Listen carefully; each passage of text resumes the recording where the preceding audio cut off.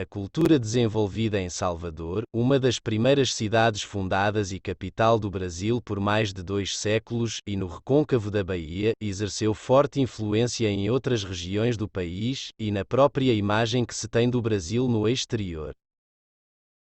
Desde o século XVII observa-se no Estado uma dualidade religiosa, de um lado, a religião católica, de origem europeia.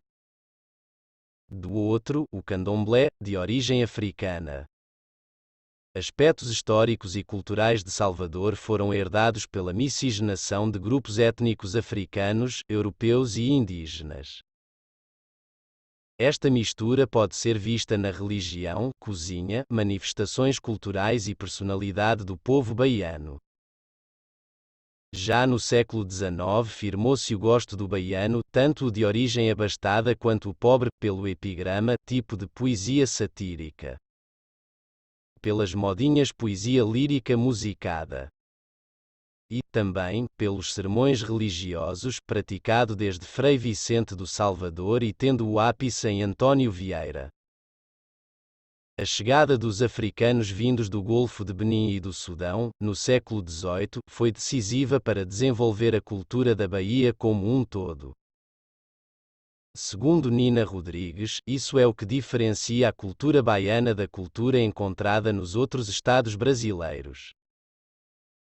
Nesses, os africanos que vieram eram, predominantemente, os negros bantus de Angola. Os negros e iorubãos e nagós estabeleceram uma rica cultura nas terras da Baía de Todos os Santos. Pois que tinham religião própria, o candomblé. Música própria, a chula.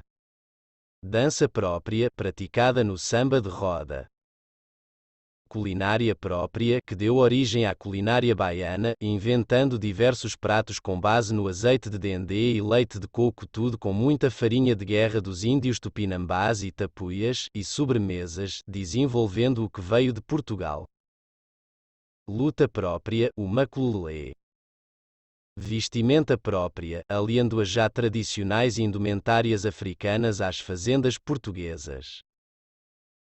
E uma mistura de línguas, mesclando o iorubá com português. No século XIX, os visitantes começaram a cultuar a imagem da Bahia como de uma terra alegre, bonita, rica por causa da cana-de-açúcar e das pedras preciosas das lavras e culta, que dava ao Brasil grandes intelectuais e ministros do gabinete imperial. Na década de 1870, as baianas começaram a migrar para o sudeste do país em busca de emprego. E, assim, essas tias baianas foram disseminando a cultura da Bahia, vendendo acarajés nos tabuleiros e gamelas, dando festas onde se dançava samba de roda que, mais tarde, modificado pelos cariocas, iria resultar no samba como se tornou conhecido, desfilando suas batas e panos da costa pelas ruas da capital federal. Por isso, naquela época, chamava-se de baiana todas as negras bonitas, segundo afirma Afrânio Peixoto, no Livro de Horas. A partir da década de 1920 do século XX, torna-se moda fazer músicas em louvor à Bahia. E houve grande polêmica quando o sambista Sinhó, contrariando, cantou que a Bahia era terra que não dá mais coco. Baianos e cariocas, tais como Donga, Pixinguinha, e Hilário Juvino Ferreira e João da Baiana, foram defender a Bahia. A partir da década de 1930, primeiro pelos romances de Jorge Amado e depois pelas músicas de Dorival Caymmi, ficou estabelecida ante o Brasil a imagem que se tem da Bahia, perdurando até os dias atuais. Em agosto de 2015, candidatou-se a ser uma das cidades a integrarem a rede de cidades criativas da Unesco, na categoria Música. O anúncio da adesão deu-se em dezembro de 2015 e a entrega do documento de reconhecimento do título de Cidade da Música foi entregue em junho de 2016. Até então, somente Curitiba e Florianópolis faziam parte da rede e ingressaram em 2014, mas nas categorias de design e gastronomia, respectivamente. Arquitetura. A palavra pelourinho, em sentido amplo, corresponde a uma coluna de pedra localizada normalmente ao centro de uma praça, onde eram expostos e castigados criminosos. No Brasil, e em especial o Pelourinho de Salvador, o uso principal era para castigar escravos através de chicotadas durante o período colonial. Tempos depois do fim da escravidão no Brasil, este local da cidade passou a atrair artistas de todos os gêneros, cinema, música, pintura, etc., tornando o Pelourinho em um centro cultural. O Pelourinho está dentro do Centro Histórico de Salvador, o qual é tombado pela Unesco e, assim, permite a Salvador ser membro da Organização das Cidades do Património Mundial. O Centro Histórico de Salvador foi designado em 1985 como um Património da Humanidade pela Unesco. A cidade representa um bom exemplo do urbanismo português, com sua cidade administrativa sendo superior da sua cidade comercial, e uma grande parte da cidade manteve as raízes de suas ruas e casas coloridas. Como a primeira capital da América Portuguesa, Salvador cultivou o trabalho escravo e tinha seus pilares instalados em lugares abertos, como o Terreiro de Jesus e as praças que hoje conhecemos como Praça Tomé de Sousa, também conhecida como Praça Municipal, e Praça Castro Alves. O Pelourinho era um símbolo de autoridade e de justiça para alguns e injustiça para outros. No que era antes, o centro histórico mais tarde mudou-se para o que agora é a Praça da Piedade, e acabou emprestando seu nome ao complexo arquitetônico e histórico do Pelourinho, parte do centro histórico da cidade. Desde 1992, houve um maciço investimento estatal no bairro em segurança e financiamento na instalação de hospedarias, restaurantes, escolas de dança e outras artes, além de uma grande restauração dos casários que foi iniciada. Contudo, certas construções não foram recuperadas internamente, já que as fachadas foram priorizadas, dentre outros motivos, devido ao estado do interior do casário que impedia a reconstrução fiel. Com a restauração, um esforço se deu para tornar a área uma atração turística altamente desejável não só dos turistas nacionais como também estrangeiros. Mas também, moradores desses casários foram expulsos e a maioria era de afrodescendentes. Este processo deu origem ao debate político substancial no estado da Bahia, desde os antigos moradores do Pelourinho que foram excluídos foram recolocados em outros bairros de Salvador até a maior parte dos benefícios econômicos ganhos aproveitados por alguns.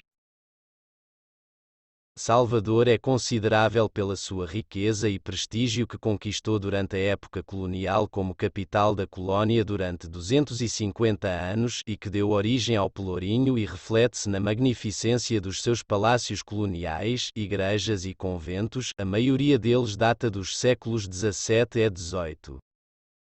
Estes incluem Catedral de Salvador, antiga igreja jesuíta da cidade, construída na segunda metade do século XVII. Belo exemplo da arquitetura maneirista e de decoração. Igreja e Convento de São Francisco, Igreja e Convento dos Franciscanos, datam da primeira metade do século XVIII.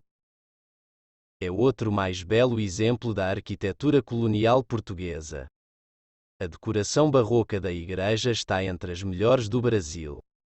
Igreja de Nosso Senhor do Bonfim, igreja rococó com decoração interior neoclássica.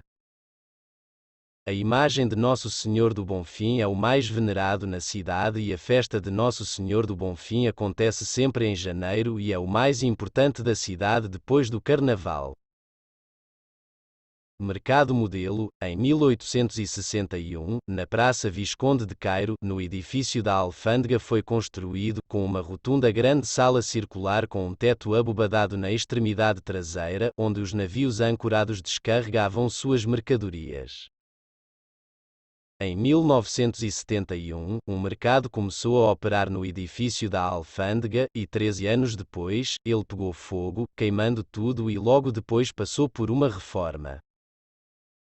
Hoje, existem 200 stands com uma enorme variedade de artes e ofícios feitos na Bahia, bem como de outros estados na região nordeste do Brasil, 2 restaurantes e diversos bares que servem petiscos e bebidas típicas como licor, quentão. Elevador Lacerda, inaugurado em 1873, este elevador foi planejado e construído pelo empresário Antônio Francisco de Lacerda. As 4 cabines do elevador conectam os 72 metros de altura entre a Praça Tomé de Sousa na Cidade Alta à Praça Cairo, na Cidade Baixa. Em cada percurso, tem a duração de 22 segundos e o elevador transporta 128 pessoas, 24 horas por dia. Literatura. Gregório de Matos, nascido em Salvador em 1636, foi educado pelos jesuítas e tornou-se o mais importante poeta barroco no Brasil colonial por suas obras religiosas e satíricas. O padre Antônio Vieira nasceu em Lisboa em 1608, mas foi criado e educado no Colégio Jesuíta de Salvador e morreu na cidade em 1697. Seus sermões eruditos lhe renderam o título de melhor escritor do idioma português no estilo barroco. Após a independência do Brasil 1822, Salvador continuou a desempenhar um papel importante na literatura brasileira. Significativos escritores do século XIX associados da cidade incluem o poeta romântico Castro Alves 1847 a 1871 e o diplomata Rui Barbosa 1849 a 1923. No século XX, o baiano Jorge Amado 1912 a 2001, embora não nascido em Salvador, ajudou a popularizar a cultura da cidade ao redor do mundo em romances como Jubiabá, Dona Flor e seus 2 maridos e Tenda dos Milagres. Eventos. A procissão do Senhor Bom Jesus dos Navegantes acontece em 1 de janeiro.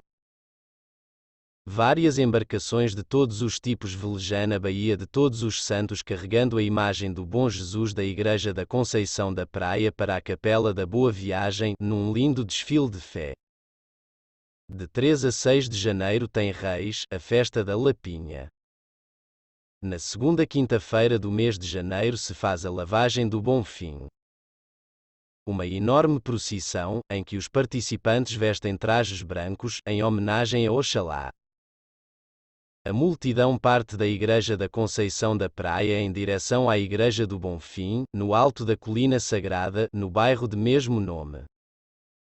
A cada ano aproximadamente 800.000 pessoas participam da grandiosidade desse evento religioso.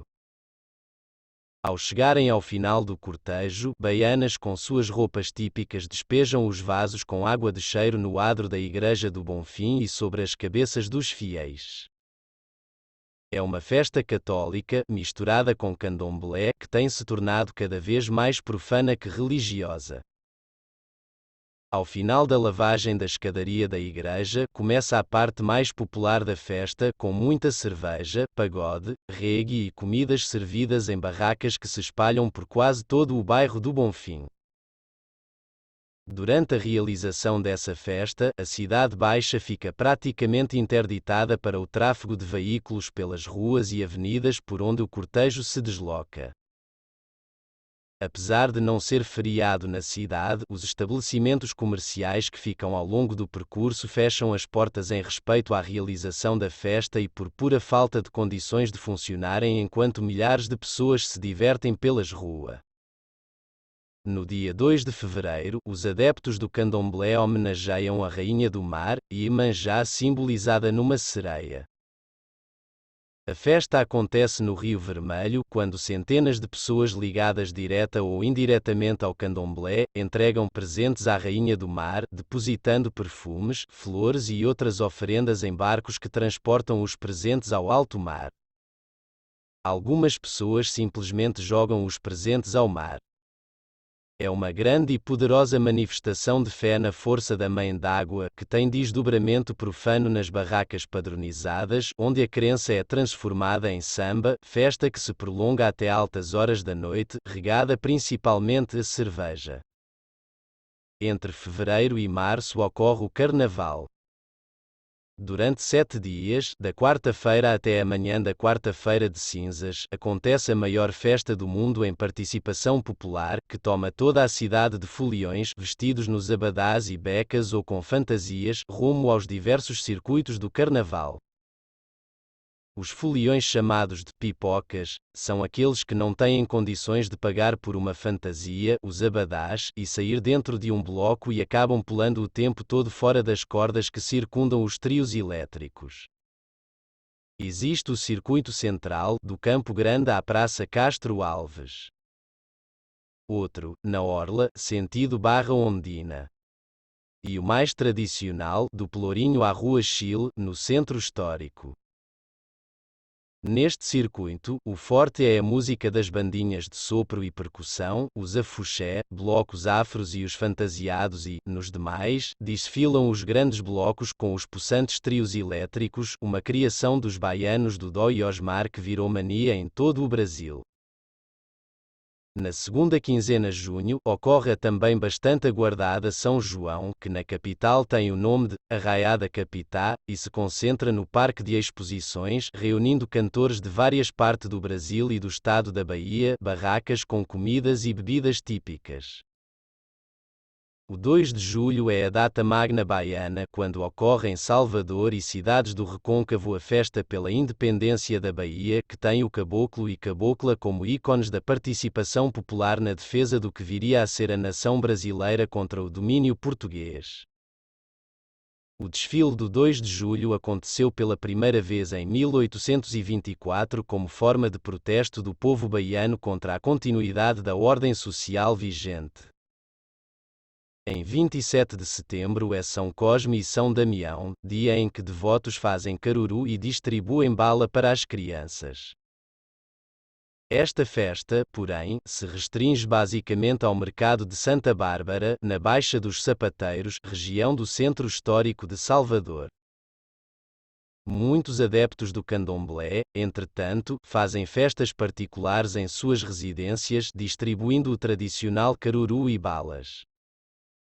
De 29 de novembro a 8 de dezembro se comemora o Dia da Nossa Senhora da Conceição.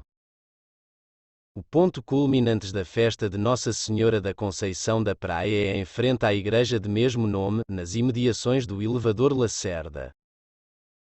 Ali são armadas barracas onde são servidas comidas e bebidas, ao som de regás, pagodes e sambas os mais diversos. O esporte mais popular na cidade é o futebol.